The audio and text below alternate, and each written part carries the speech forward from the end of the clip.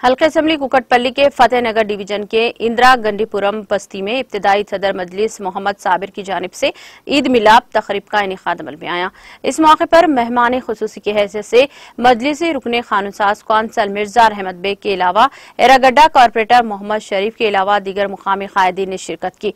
इस मौके पर मोहम्मद साबिर ने तमाम मेहमानों की सालपोशी और गुलपोशी की।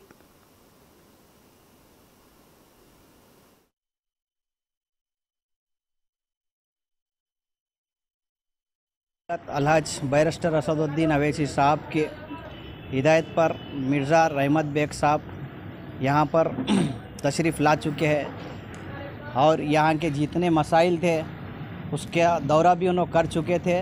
यहाँ की आवाम को बताना यह ज़रूरी था। इससे पहले भी यहाँ पर काम करे मजलिस इत्तेहादुल मुस्लिमीन के तरफ से और आगे भी यहाँ काम करेंगे। जिस तरीके से 11 कीवी का बहुत बड़ा मसला है, हमारे घरों के अंदर जो शॉर्ट सर्किट होता रहता, जैसा बारिश होती घरों के अंदर